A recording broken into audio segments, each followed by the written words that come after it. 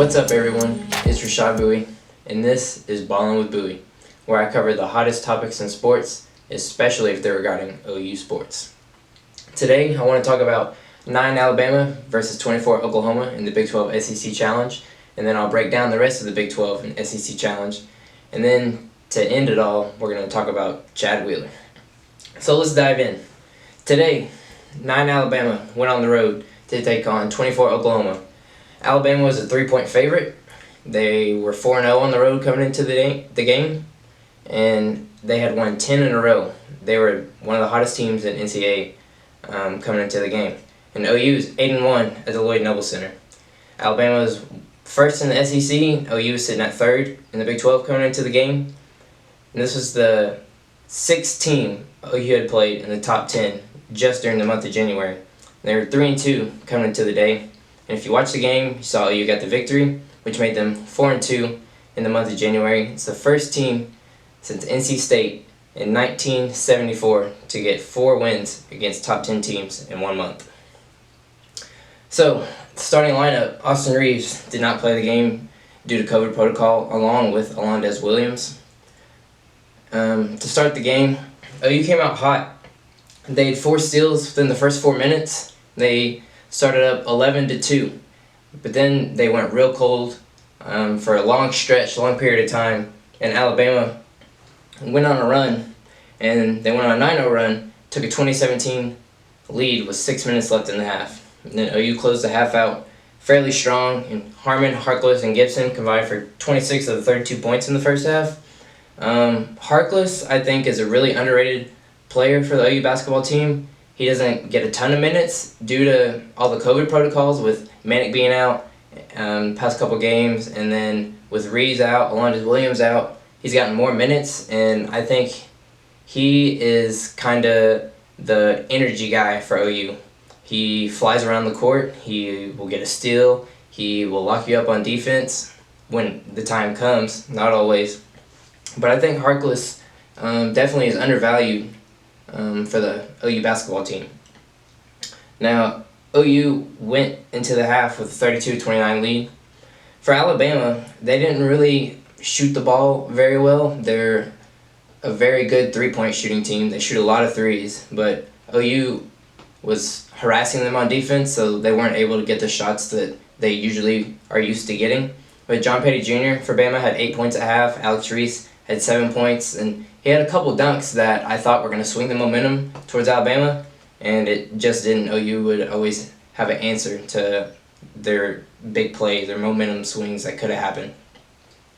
To start the second half, kind of started out slow. Both teams, not much happened. But about midway through the second half, OU went on a 12-1 run. And surprisingly, that run was led by Brady Manek.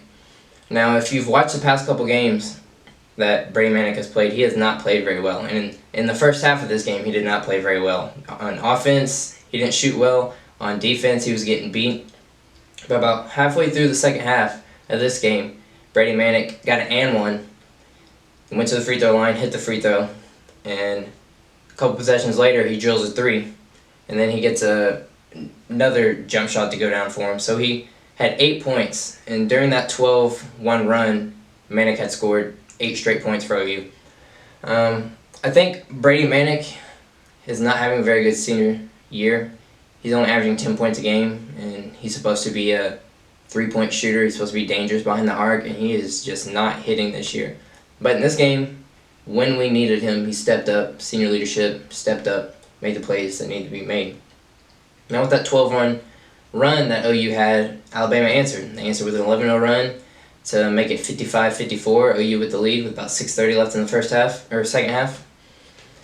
I don't really think Bama players played how they're used to playing. And Reese, I think, was the only reason they even kept the game semi-close. OU busted it open a couple times, and then Alabama would kind of take the lead down and come back.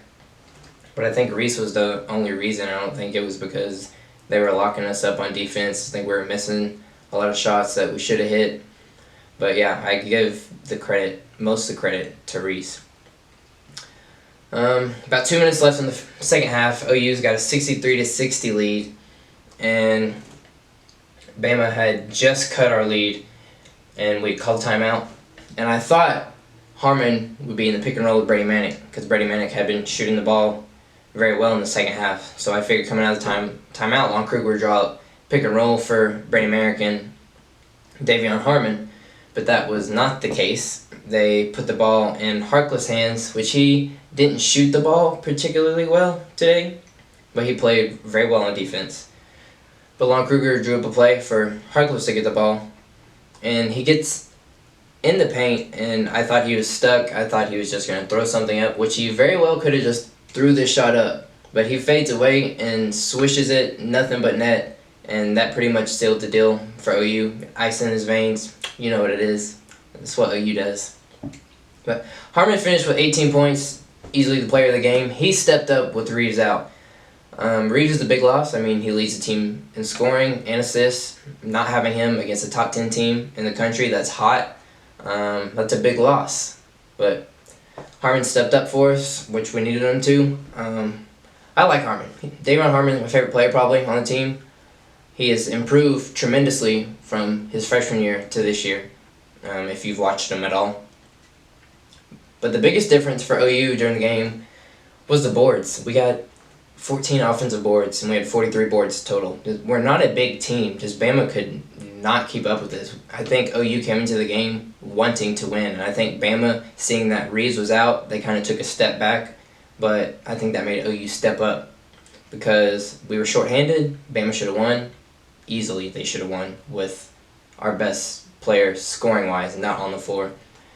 Just like the game against Texas a couple of days before, OU won, which we should have because Texas was shorthanded.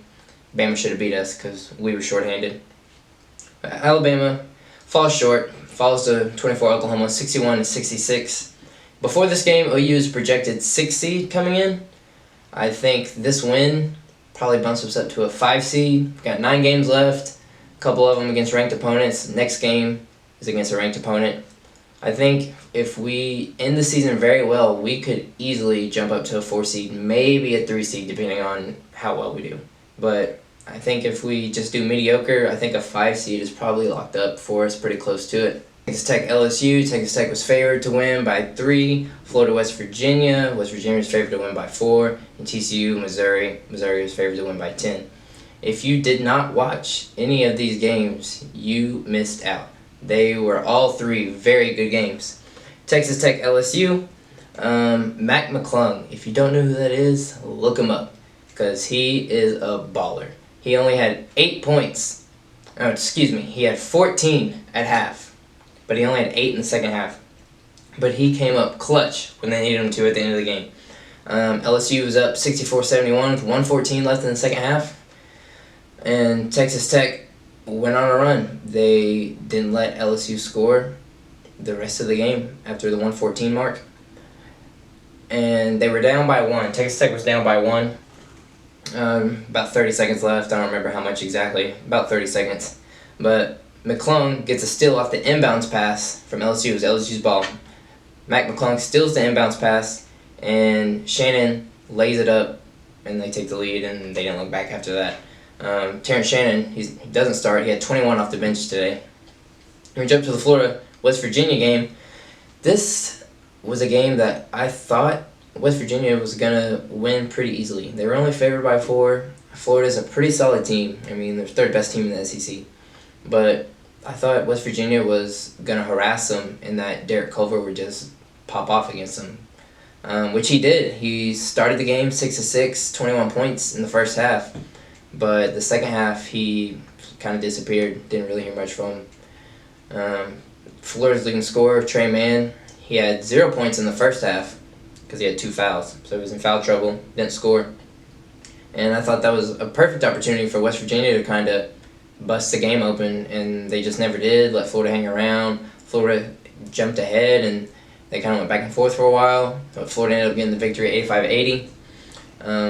Kind of a surprising game for me. I think that was the most surprising outcome from today's games. But the most surprising game of the day, even though Missouri ended up getting the victory, was the TCU-Missouri game.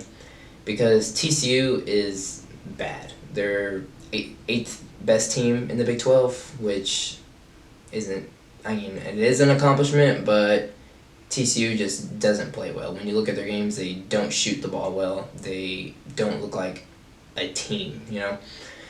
But anyways, TCU is ahead on Missouri, 43-38 at the half. Both teams shot very well in the first half, both over 50% in the first half. Jeremiah Tillman from Missouri, he had 17 in the first half, and he went on to have a career-high day. He had 33. But the big story was another Missouri athlete, Xavier Pinson. He had a team-high 36, and TCU was up 3, and Missouri had the last possession of the game. Missouri shoots a 3 and misses it. TCU allows them to get the offensive board and kicks it out to Pinson, drills a 3 to tie it with about 3 seconds left in the game, and then TCU ends up losing in overtime, 98-102. Then the rest of the games, well, actually, before I get to that, Arkansas versus Oklahoma State was a very good game. Cade Cunningham had missed the past 2 games due to COVID, and he came off the bench today just to get his feet back in the water, I guess, just like Brady Manek's been doing. But he only had 7 points at half. He played hard in the first half, but he didn't shoot particularly well. He didn't shoot very much either. So that's another reason he only had 7 points. But he went off in the second half. He had finished with team high 21 points. He had a shot with about 21 seconds left to ice the game for OSU, put him up 77-79, and that was kind of the end of that. But OSU was only at 38-34 at halftime, and largely in part because they had 15 turnovers in the first half. Now, they average 15 turnovers a game usually, and they had 15 in the first half. But they switched it up in the second half. They only ended up having 4 turnovers in the second half, finished with 19, which is still 4 more than they're averaging per game. But they played very well in the second half. First half, not so much at all. Now, we jump to the rest of the games for the Big 12 SEC Challenge. Not worth watching. Baylor-Auburn. A lot of people were saying Auburn, they're coming off this big win against Missouri. They're going to play hard. They're going to keep it close. And Baylor, in my opinion, best team in the country. Didn't think it was going to be a game. It wasn't a game. They ended up winning 84-72, but they were well ahead the entire second half. They were only up by 5 at half, but the second half, they were up the entire time. It wasn't even close. Then we jump to the Kansas-Tennessee game, which was an absolute embarrassment for Kansas. I don't know what's going on with Kansas and Bill Self, but they got absolutely mollywopped by Tennessee, 80-61. I don't know if you want to blame Kansas's performances on COVID-related issues, if you want to blame it on kind of the NCAA violation investigations, if that's hurting their recruiting. I don't know, but Bill Self is your head coach. You should not be getting beat like this. They should not be performing the way they are. They just don't have the athletes to be playing the way they are, and they're still playing like they're good. Like, I understand your name is Kansas. I understand you're a blue blood. But look at the rest of the blue bloods this year. Kentucky, nothing. Duke, nothing. Kansas is about to fall in that line if they don't be careful. So we'll see what happens with them. Iowa State, Mississippi State. Iowa State is clearly the worst team in the Big 12. It's not even close, and they got destroyed today by Mississippi State. It was never a game. 44-28 Mississippi State at half. Mississippi State wins 95-56. Iowa State didn't shoot particularly bad in the first half. They shot about 41%, but they had 10 turnovers. Iowa State didn't play well, which isn't a surprising outcome. And then the game that I think a lot of people were looking forward to was Texas against Kentucky. Ended up getting canceled because Kentucky had COVID issues. They're in a 48-hour pause, but I think a lot of people wanted to see how well Kentucky performed against Texas, because it doesn't hurt Texas to not play this game. Kentucky kind of needed this game. They need to pad their resume because they've not looked good the entire year. Texas, they've been having COVID issues, so I don't think they mind not having this game. But because that game got canceled, the SEC ends up winning the SEC Big 12 Challenge 5-4. Take what you want away from that. I mean, everything, all the outcomes happened that we expected pretty much. except Kansas getting blown out of the water. But yeah. Now to end the first podcast, let's talk about Chad Wheeler. Chad Wheeler is an NFL football player. He's playing for the Seattle Seahawks recently. He got cut, but he was arrested last Saturday on suspicion of felony domestic violence, and he faces charges of first-degree domestic violence, domestic assault, unlawful imprisonment, and resisting arrest. Now, the story did not come public till Wednesday. I watched ESPN. I didn't see much about it. Undisputed, they did talk about it. Shannon Sharpe and Skip Bayless, they hit on it for a little bit. But besides that, there was no breaking news. And I think it's a pretty big deal. When you look into it, according to court documents, prosecutors said Wheeler viciously attacked the victim in her bedroom, which, woman, obviously, domestic assault, strangling her at times with both hands. He was also accused of strangling the victim twice while she lost consciousness. And she stated that when Wheeler came back in the bedroom, he told her, "Oh, you're still alive? Oh, you are still alive." He thought she was dead. He wanted to kill her. What are you meaning by that? What are you trying to say when you say that? So looking into it a little further, police report said that officers responded to a domestic dispute, and she called and said that she was being killed, and she was screaming, telling the police to force entry to get in there, and she was hospitalized. Police found her face covered in blood, left arm was limp against her body. Obviously, no matter what, this should not happen, but when you look at the size difference, Wheeler is 6'7", 310, and she is 5'9", weighs 145 pounds. I don't know if he tried to kill her, but he almost did. He almost succeeded, and this story is not talked about. I don't see much about it.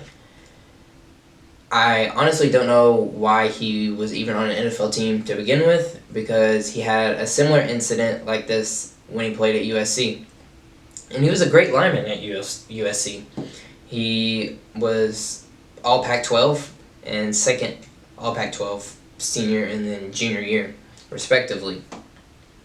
But his junior year of college, I guess campus police was called. I'm assuming it was campus police. But they called for a dispute, and Wheeler was threatening a teammate, punching walls, punching windows. He got into an altercation with the police, and then they had to fire beanbag rounds to stop him. He didn't end up being arrested. Don't know what was the outcome of it completely, but he did this in front of his 20-year-old friend and her 7-month-old child. Now, if that's not a red flag, I don't know what is. What are these organizations thinking? And he isn't the first athlete to do this. You talk about Kareem Hunt, you can talk about Ray Rice, you can even talk about Joe Mixon in college. And I don't understand how they are still getting jobs. Do we not respect women enough to think that it's a big deal? Do we not respect women enough to talk about these things more? Thanks for joining in. First podcast for Ballin' with Bowie. Consider subscribing, consider sharing, and I hope to see you back here. I will upload weekly videos, and we'll just see what happens. See where we go from here. It's only up. I'm at the bottom, so we'll see what happens. Appreciate you, and deuces.